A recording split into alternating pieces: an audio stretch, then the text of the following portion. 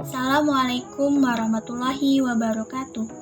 Kenalkan, nama saya Ebi Sundari, NPM C1B019003.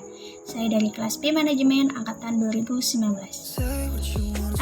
Baiklah, sebelumnya saya telah membahas bab 6 yaitu tentang tingkat bunga pada video sebelumnya. Nah, sekarang saya akan membahas bab 7 yaitu tentang obligasi dan valuasinya. Dalam bab ini saya akan membahas 6 poin. Yang pertama, saya akan membahas pengertian obligasi itu sendiri. Obligasi merupakan suatu kontrak jangka panjang di mana pihak peminjam setuju untuk melakukan pembayaran bunga dan pokok pinjaman pada tanggal tertentu kepada pemegang obligasi tersebut. Nah, pemegang obligasi sebagai pemberi pinjaman. Kemudian, yang kedua itu pihak yang menerbitkan obligasi. Nah, sampai tahun 1970-an, sebagian besar obligasi berbentuk selembar kertas yang dihias dengan indah dan persyaratan utamanya termasuk nilai pari obligasi tersebut dicantumkan pada obligasi itu sendiri. Nah, obligasi terbagi menjadi 4 jenis, yaitu obligasi pemerintah, obligasi perusahaan, obligasi luar negeri, dan obligasi perusahaan. Yang pertama itu obligasi pemerintah. Obligasi yang diterbitkan oleh pemerintah federal disebut juga obligasi negara. Kemudian obligasi perusahaan. Nah, dari namanya kita sudah tahu bahwa obligasi tersebut diterbitkan oleh perusahaan. Tidak seperti obligasi pemerintah, obligasi perusahaan memiliki risiko gagal bayar jika perusahaan emiten mengalami masalah. Perusahaan tersebut mungkin tidak mampu melakukan pembayaran atas bunga dan pokok seperti yang dijanjikannya. Nah, yang ketiga, obligasi pemerintah daerah yang diterbitkan oleh pemerintah negara bagian dan pemerintah lokal. Kemudian, obligasi luar negeri yang diterbitkan oleh pemerintah luar negeri atau perusahaan luar negeri. Obligasi perusahaan luar negeri tentunya juga memiliki risiko gagal bayar. Begitu pula dengan obligasi yang dinyatakan dalam mata uang selain mata uang negara investor. Misalnya, Anda membeli obligasi perusahaan yang dinyatakan dalam mata uang yen Jepang. Anda masih dapat mengalami kerugian sekalipun perusahaan tersebut tidak gagal bayar jika yen Jepang nilainya mengalami penurunan terhadap mata uang negara kita. Kemudian, karakteristik utama obligasi itu memiliki persyaratan. Yang pertama yaitu nilai pari.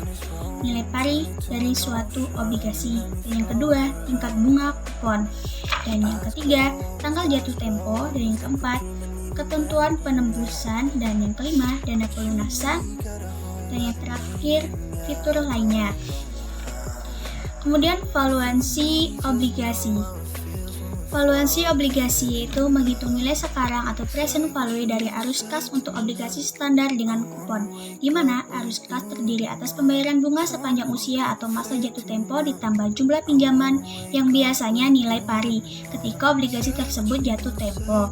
Contohnya seperti obligasi PT ABC bernilai pari $1.000 dengan masa jatuh tempo 15 tahun dan tingkat bunga kupon sebesar 10%. Maka nilai obligasi adalah sebesar bunga obligasi selama 15 tahun ditambah nilai pari obligasi yang dinyatakan dalam nilai present value.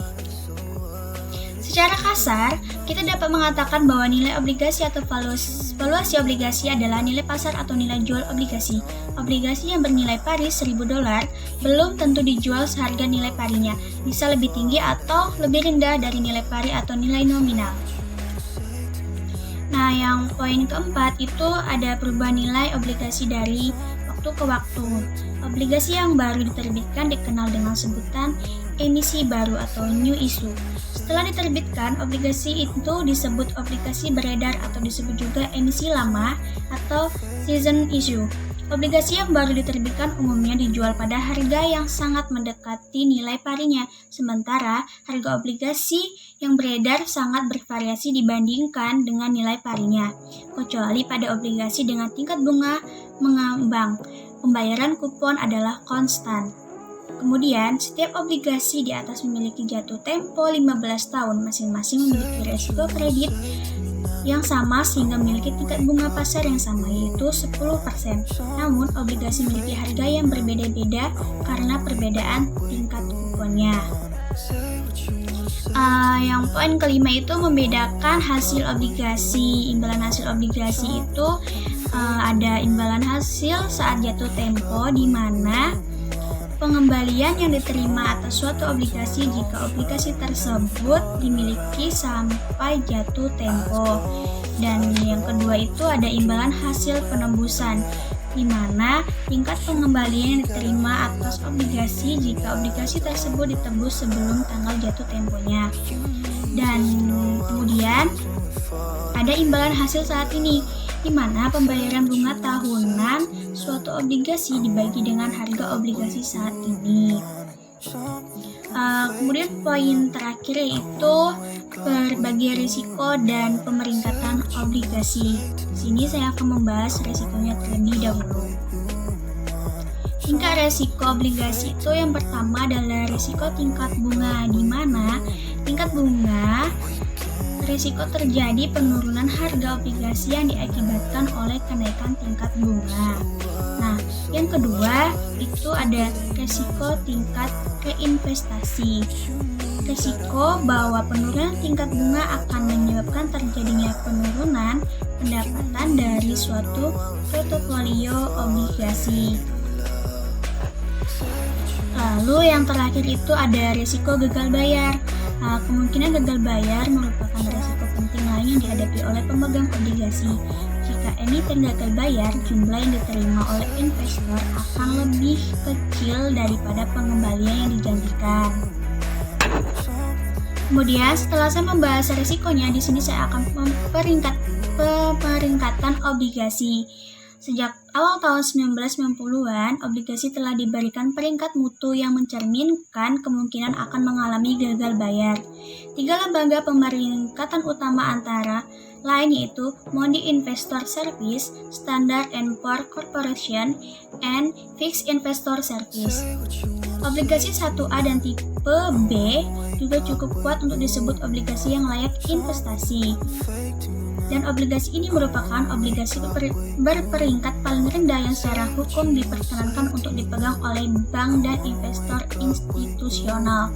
Obligasi 2B dan yang lebih rendah adalah obligasi sampah, junk bonds, atau spekulatif, dan obligasi ini memiliki kemungkinan akan mengalami gagal bayar yang signifikan.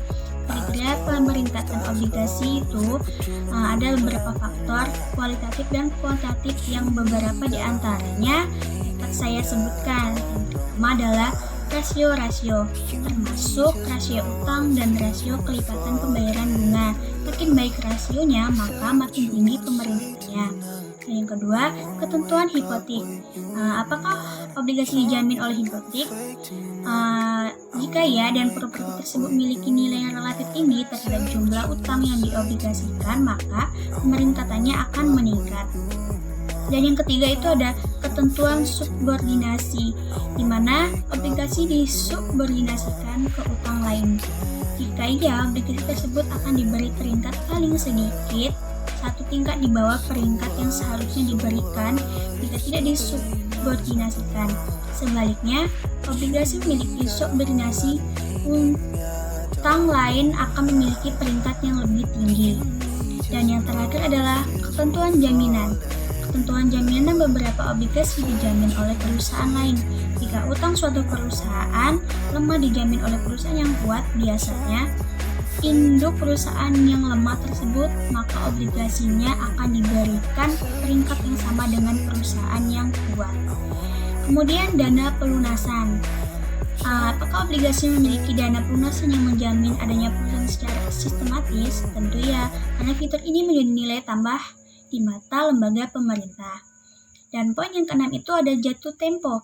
Jika hal lain sama, obligasi dengan jatuh tempo yang lebih singkat dinilai kurang berisiko dibandingkan obligasi dengan jangka waktu yang lebih panjang, dan hal ini akan tercermin pada peringkatnya. Kemudian stabilitas, penjualan dan laba emiten stabil, regulasi. Kemudian antirus, Apakah ada gugatan anti risk yang ditunjukkan bagi perusahaan yang dapat merugikan posisinya? Kemudian operasi di luar negeri. Selanjutnya ada faktor lingkungan hidup, kewajiban atas produk dan kewajiban pensiun, serta masalah ketenagakerjaan dan kebijakan akuntansinya.